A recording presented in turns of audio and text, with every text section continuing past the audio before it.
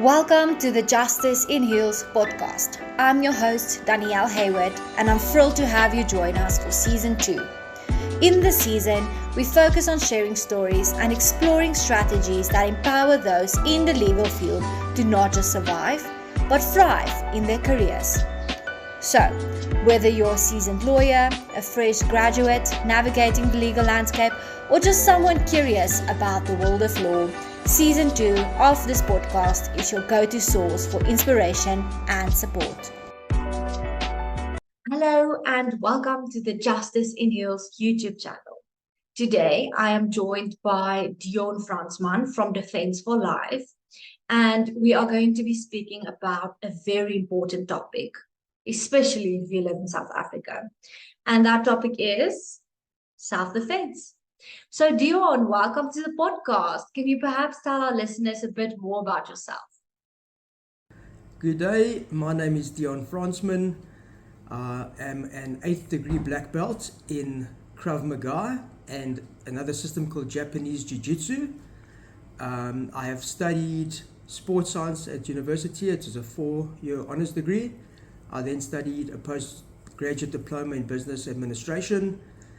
I got 34 years of martial arts experience.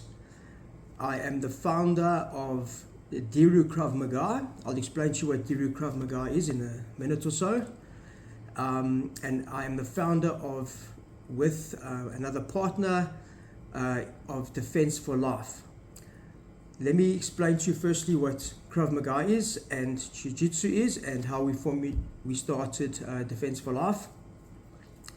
Krav Maga is a self-defense system taught to the Israeli military as to get them combat ready in a very short time. Part of their basic training, and their special forces have a lot more training obviously of Krav Maga. Krav Maga is a very practical, streetwise system taught to civilians, military, like I say, police, bodyguards, special forces in many different countries, not only Israel. Japanese Jiu-Jitsu is slightly different in that it teaches throws, how to take people down to the ground, how to finish people off on the ground with submissions, chokes, strangles, arm locks, leg locks, things like that. And what Defense for Life has done is we've put Krav Maga, which is more, like I say, stand-up, vicious, violent, aggressive techniques, and we've incorporated Japanese Jiu-Jitsu to form a holistic and full, complete system of self-defense. I've also done a fair amount of bodyguarding. A lot of it has been for children of billionaires, specifically in South Africa. And one of the highlights of my bodyguarding was that I was a support group of bodyguards for Nelson Mandela. Thank you. So Dion, what is self-defense? So what is self-defense? Well, Defense for Life defines self-defense as the legal right to physically defend yourself and others from harm and to acquire the skills to do so. Self-defense must be offensive. In other words, we want to be vicious, violent, and aggressive when applying our techniques because we want to end an encounter, a physical encounter, very quickly. We don't have time to try techniques and that aren't effective, aren't practical, and use half power, because if you're going to do it against a man who's generally larger, stronger, bigger, more aggressive, techniques aren't going to work. So Defense for Life has created techniques that work effective for a smaller person against a bigger person. Some people call self-defense self-offense, okay, which doesn't make sense. It means attacking yourself. But what they're trying to say is that you must be offensive when you are applying your techniques. Like I say, vicious, violent, aggressive.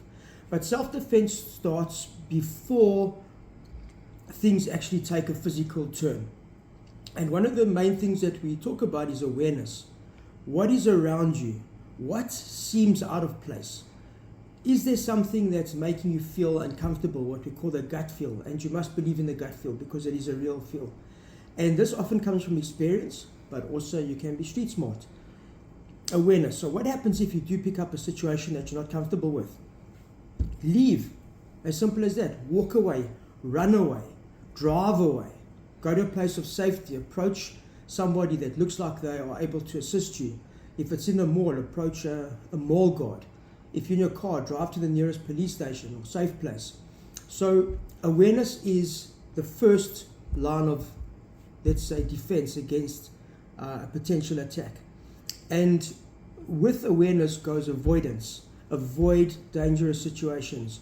Don't go to bars or pubs, areas that are known to be violent and have vicious, aggressive people around. So be aware, avoid places. These are the first step. From there we can move on to other things like, what is self-defense? Well, self-defense can also be verbal de-escalation, talking your way out of a situation.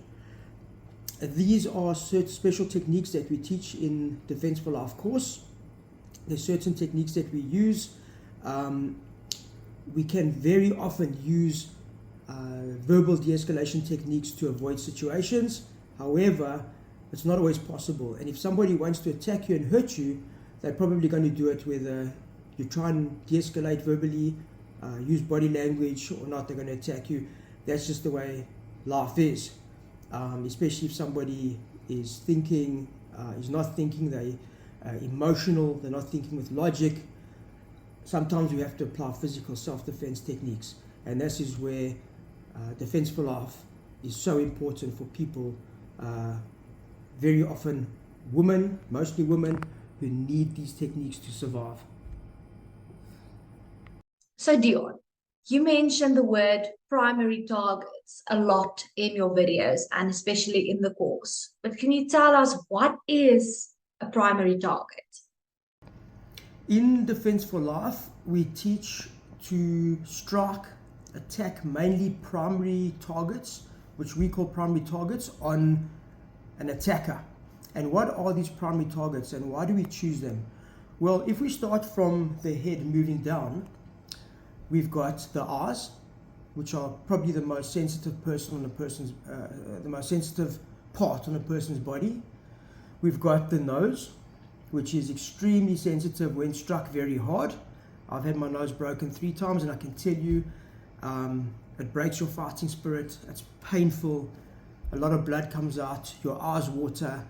You don't want to carry on a physical attack. So the nose, we strike the throat. The throat is a primary target, but not always easy to get to. But if you do strike the throat with a solid punch, the side of your hand, it can be deadly. The throat, we're not talking about the neck, we're just talking specifically about the throat over here. It's got semi-rigid cartilage. You strike hard enough, the cartilage can actually break and block the airway. It happened to a friend of mine. He was hit in the throat when he was attacked. He couldn't breathe. Luckily, a doctor was in the area, managed to do, I'm not even sure what the word's called, a tracheotomy, I think it's called, made a hole in the throat, and he was able to breathe. So it can be very deadly, but we do teach that technique. And then finally, the fourth primary target would be the groin, especially for men. It is easily accessible for a kick, for a punch, depending on where you are in relation to the attacker. But the groin is very, very sensitive. Ask any guy who's been hit there. It is a fight ender. So just to go through very quickly, the eyes, nose, throat, groin. A lot of people say, well, what about hitting a guy in the solar plexus, in the stomach? Well, I can tell you that a lot of people, a lot of men are very strong here.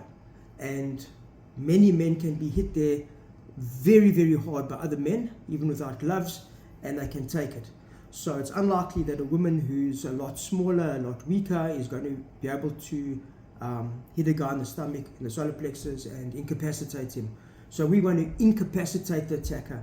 When we talk about incapacitating, we're not talking necessarily about killing them. We're talking about injuring them to a point where they no longer are able to continue with their attack. And in the DFL videos, the Defense for Life videos, we show you ways of how to actually attack these targets. Would you recommend that people, and more specifically ladies, carry a weapon like, let's say, pepper spray with them? There are weapons that I really do believe that a woman or man should carry. These can be non-lethal weapons. One could be, for example, a pepper spray. And pepper spray is an extremely effective weapon. And why I say so is because I myself have been sprayed by one. In training, I've asked somebody to do it for me. When I grade my black belt students, we pepper spray them as part of the grading to show them what it feels like. And I can tell you that it's very incapacitating. You can't open your eyes, your face burns, you feel like your face is on fire. This can last for half an hour, even though you are throwing water on your face. It is an extremely effective weapon. You get two kinds. You get one that sprays like a stream. You've got to be quite accurate in that, to target the person's eyes, but even if you get them on the skin, it is effective. And then you also get one that sprays like a mist. It comes out like a deodorant spray, for example, and that goes in your face, in your eyes. So there's two kinds that you can carry. There are also certain shocking devices that a person can carry, a handheld shocking device. I've seen one that's like a ring and it's got a contraption here, and someone attacks you, you just touch them and it shocks them. These are very good weapons. The problem is sometimes when a person needs them, they're not available. And some women who I've trained have said that they felt uncomfortable in a certain situation, or they were going somewhere where they felt uncomfortable, and the pepper spray was in their handbag. Now that is way too late. Attacks happen very quickly, without warning, very often without warning. They take a person by surprise. How is a woman going to be able to put her hand in her bag, or open it, put her hand in the bag, grab the pepper spray, make sure it fits in her hand properly, and then use it? It's very, very unlikely. So what we do suggest is that if you feel uncomfortable, you're going into a situation that you are not familiar with, take the pepper spray, make sure it's in your hand exactly how you would use it. You can conceal it, keep it close to your body. Some of them are small enough, most of them are small enough so that it doesn't show, and be ready to use it at any second when you need it. So always be aware and carry your preferred weapon of choice. So can you perhaps share some common misconceptions that the public has about self-defense? There are many misconceptions when it comes to learning self-defense. And one of them that I hear a lot, and self-defense instructors hear a lot, is that women cannot compete physically against a man in a self-defense situation. And that is not true. I've seen women who are much smaller than men, weaker, obviously a lot less lighter than them, defend themselves against men. And this is clearly shown in the drills that we do at our club, where men attack women. The men put on helmets, eye protection, groin protection, and the women really get stuck in and they attack these guys with full strikes. And I can assure you that if there was not eye protection or not groin protection, the guys would be down.